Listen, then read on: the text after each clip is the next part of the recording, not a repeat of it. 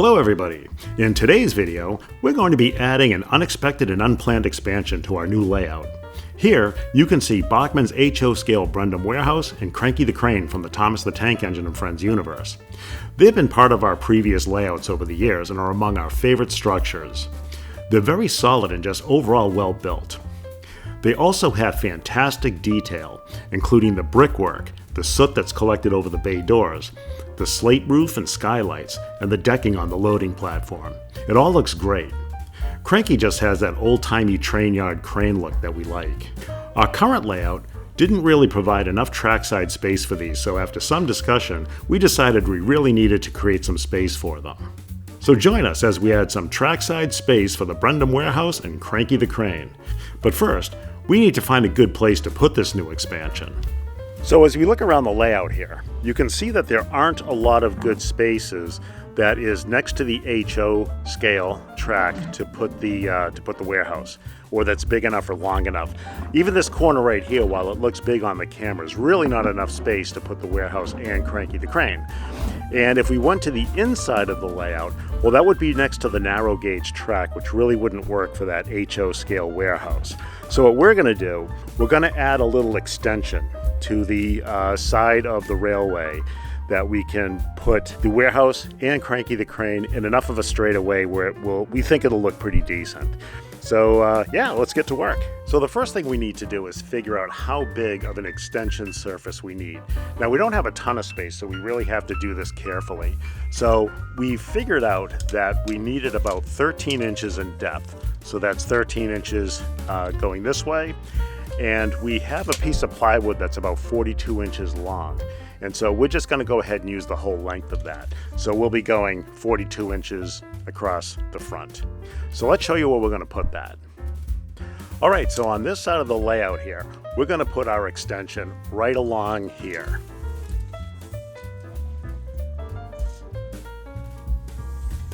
So we've got about 42 inches there to work with. Now what we're going to have to do as we put this little extension on here is that we're going to have to remove, part of this cleat here that is holding our grass mat down. But that's no problem. We'll just go ahead and we'll cut that right about here, and then we'll just take the rest off, and then we'll have a nice edge of plywood to fasten our new piece of plywood to. The next step here is to cut our piece of plywood to the proper size. All right, so we have our table saw all set up and ready to rip our piece of plywood down to 13 inches wide, which is what we're looking for.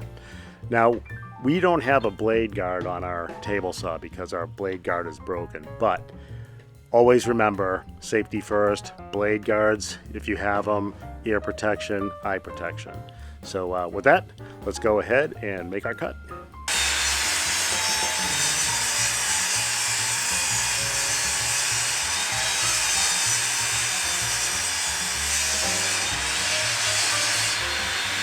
Okay, now that you see our piece kind of cut to length and cut to width, you can get a sense here where it's going to go. Now this isn't being held level or anything like that. This is just kind of being temporarily held in place just to give you an idea of where we're going here. So yeah, so we're going to go ahead and fasten that to the edge of the layout and make it more of a permanent fixture. Okay, now that our wood is cut to size, the next step is to drill some holes on the underneath of the shelf to receive dowels that will serve as the support legs for the shelf. So this is the part that's going against the layout.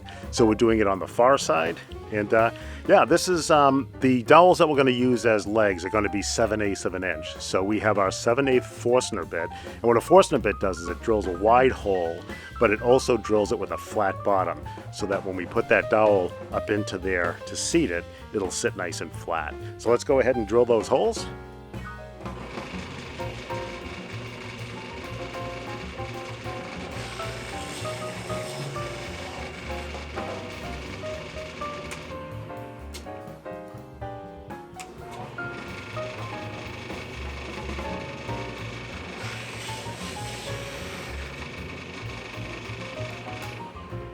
Okay, so the next thing we're going to do is put in these little cleat type of shelves that will support our shelf against the main layout. So our piece of plywood is just going to sit right on these little shelves for support, and we're just screwing them from below. Now, we've used this technique in the past when we've redone our railroad, so you can look at previous videos to get the details, but really it's just a little piece of 1/4-inch plywood that we're screwing from below. One half is under the plywood of the main layout, and the other half will be fastened to our shelf, and that'll support it nice. And by putting those little shelves directly under the plywood, it actually guarantees that the plywood will be level with each other. The two pieces of plywood will be level with each other, as long as those two pieces of plywood are the same thickness, which in this case they are. So we're just going to finish screwing on the rest of our little shelf or cleats or whatever you want to call them, and then we'll check in after that. Okay, going handheld with the camera here, but you can see here we've got our 3 cleats. The only thing you want to make sure when you're screwing those from below is that you don't come up and damage, you don't come through the layout with the screw. So you got to use the right length screw. We typically use 3/4 inch because the plywood is 3/4 inch, but also you've got that 1/4 inch plywood in addition to that. So if you use the 3/4 inch screws, you're not going to come through the layout because they're not long enough, but they're long enough to fasten. And just real quick, here's a little view from below. Again, nothing super sophisticated, just 3 pieces of flat plywood there, just screwed into the plywood from below. You can actually see our track feeders there from below too. Alright guys, so one operation we did off camera, because it's really kind of a basic operation, was we simply measured the length of the dowels underneath for our legs, just to make sure that they were the right height to support the shelf level. And so that was just 34 inches, did it for us here. So yeah, so we cut those dowels and we set them in place. Now this is just a dry fitting, so nothing is fastened. This is just kind of testing how level everything is, the sizing of stuff, and making sure the legs are the right height and all that stuff. So the reason that we haven't permanently put it together is because we still have to paint the plywood. So we're going to paint the plywood in a kind of a concrete gray. And so the idea being is that the warehouse is sitting in a concrete lot facing the track, and then behind the warehouse we can have some of the trucks that we've had in the past. That we have UPS trucks and various delivery trucks there that we can put on this side of the warehouse, and then of course the other side of the warehouse faces the track. So anyway, this is where we're at right now. The next step will be to take our plywood and paint it that concrete gray, and then once all that paint dries and everything's all set there, then we'll be able to fasten our shelves permanently to the side of the railroad.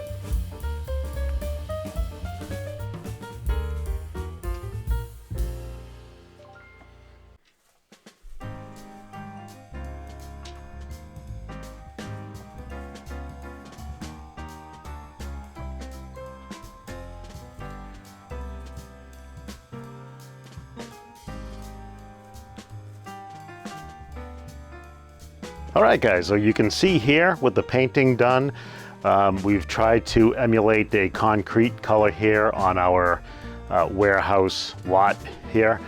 So anyway, right now it's dry fitted together, and as we explained before when we test fit, dry fitting, nothing's fastened, nothing's glued or anything like that. We're just kind of testing it, make sure that the height's right, and that everything looks good. So here we'll throw a little level on that. We just want to make sure that we're level, which we are. And so now it is time to fasten everything together. One modification we did make at the last minute was to add these wood feet to the bottom of the dowel supports. They're pretty easy to make. They're just 3.5-inch square wood blocks with a 7/8 inch hole drilled in the center. The 7/8 inch hole is the same diameter as the dowel. We feel like they should have a stabilizing effect on the dowel legs. So our little addition here is all permanently put together and fastened to the side of the layout. And as you can see here, we got our little feet on our dowels here. Everything is nice and plumb and level. And yeah, I think we'll be pretty happy with this once we get the warehouse on it. One thing that we do have to work on is making this transition here a little bit smoother from the edge of our concrete lot here onto the layout next to the track. So the warehouse is going to be right up against the track like any warehouse would. You know, has to receive cargo off of a train. So what we're going to do here is along this little green strip here, we are going to use ballast and just close the gap in between our concrete board here and the track.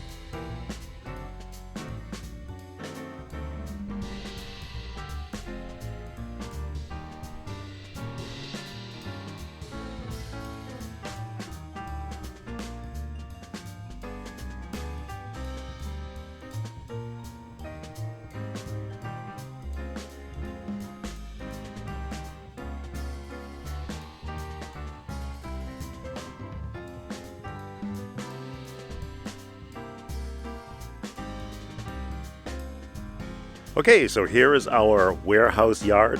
We have the buildings placed where we want them. So there is our warehouse there, and then we've got Cranky the crane off in the distance. So he'll be part of this. And then just for fun, we added a diner and just a little delivery truck next to it just for fun there. So yeah, so this is our setup here. If you look down, you'll see our legs and our little feet that we set up. So those are adding some stability. So that's where we are right now. And just to show you a different perspective here, you can see that we kind of test fit the distance of the warehouse from the track using one of our gondola freight cars there. That's a pretty good fit. And then what we also did was used a car to make sure that Cranky's boom is out over the center of the track there. So you can see the open wagon there with the hook pretty much dead center in the middle of the car there. And the transition between the track and the plywood, which serves as our concrete pad there, came out pretty good. Covers the crack between the layout and our like I said, our concrete there. So all in all, I think we're pretty happy with it so far. Okay, so right now the plywood or our concrete looks a little bland. There's really not much on it. So we want to give it kind of a lot look here. So one of the things that we're going to do is I ordered this kind of pinstriping tape off of Amazon. And let's see if we can unpackage that here.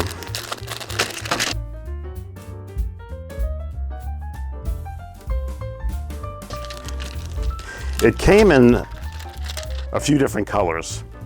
Actually, it came in 6 different colors. I thought it was only 4, but it's 6. But anyway, what we're gonna do is we're gonna use the yellow. And what we're gonna do is we're gonna make some lanes here, some backup lanes in front of the warehouse right along the, right on the concrete there. So I'm not sure how this is gonna work, but painting seems like it might be a little, might be hard to kind of get it square and straight.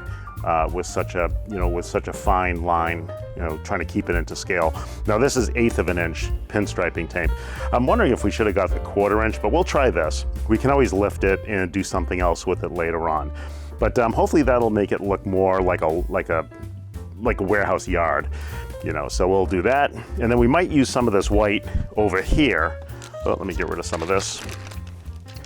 We might use the white over here with our diner here to make some parking spaces. So haven't quite decided on that yet, but because that might not be a permanent fixture. So hopefully that'll, like I said, make it look more like a yard. The other thing we have to do here is for Cranky here, Cranky came on a base. So he would be sitting like right on that base, and you could put the base there. We're not going to use the base for this. He's got a couple of little, or not a couple, but on each leg, he's got a kind of a cylindrical thing here that would have sat in the base here. But we're going to drill matching holes here, and then we're just going to put Cranky right in the concrete there. But like I said, we'll set him down with some holes where those little feet should be, and we won't bother using this base. So the next thing we want to do is we want to make some layout lines for, or marks for where we want to drill, so Cranky can sit flush with the plywood or / concrete. And then we're going to make some layout lines for our lot lines here, or our backup, our lane lines here for backing up into the bays. So we'll put those layout lines in and we'll catch up with you then.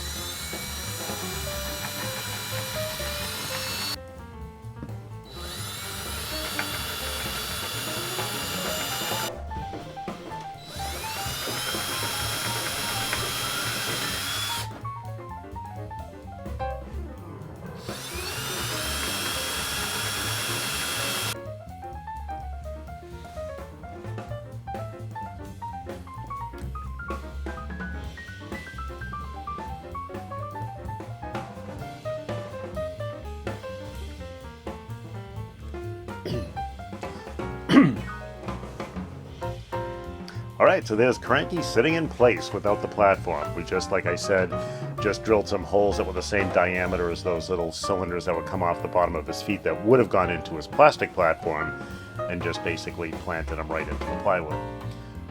Okay, before we put our warehouse to use here, we have a little bit of an unboxing to do. So we got these Scene Master, that's a Walters company, UPS trucks here that will having those backed into those bays on the warehouse. These are HO scale, of course, 1/87th scale, as I think all of you know. So we're just going to quickly unbox these and let's get them over to the warehouse. This is just very basic packaging. I find that the Walters or the Scene Master stuff is actually very reasonably priced. These weren't that expensive, and they're pretty good representations of the vehicles. This is, again, UPS. I think that might be an international, straight truck. So that looks pretty good. That's the brown version, the typical brown version that you'd see. And then we've got the white one, just to add a little bit of variety here.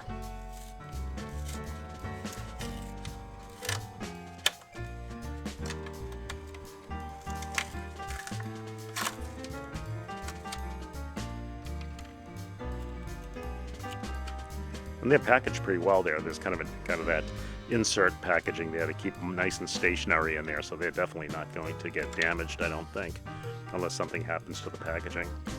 With that white background there, it's probably not super easy to see that truck since it's white. But yeah, those are pretty good looking trucks. So why don't we get them over to the layout and put them with our warehouse and see how they look. All right, so there's our warehouse with our trucks backed in. So we actually have a couple more trucks on order. We get a couple semis that we ordered from Train World. They should be here in a few days. So we'll be able to add to our scenery here. And hopefully you can see the lines that we put down. That's just that tape we used. All we did was really just take a straight edge and just make marker lines, from the points that we needed them. So we put there's that empty bay there, you can see that we just put a line on the kind of the gray molding on either side of the bay, and then just brought it out. I think we brought it out like 5 inches or so. Or maybe 4 inches. But yeah, so those look pretty good. They're just tape, so I'm not sure how long they're going to stay down there for. We'll give it a shot And if they don't stay down, maybe we'll use a little spray adhesive on the bottom of the tape and just kind of help them stay down. But yeah, we'll figure that out as we go. And then of course we've got Cranky all fastened to the bottom there, so that looks pretty good. We're happy with that. Now, for the purposes of this video, I think we're pretty much done. We set up the little platform here with all our warehouse stuff and cranes and all that, and our basic lines and so forth. We didn't do the parking lot lines here because we're not quite sure whether that little diner there is going to be a keeper or not, but yeah, so I think we're pretty good for now. We will be adding scenery to it as time goes by. There's more we're going to do. We're just not going to do it for this video. We just wanted to get the basic platform here and get like an operational depot going here, so I think we accomplished that. So with that, why don't we take a look at it from some different angles and run a train, and yeah, I think we're good for the moment.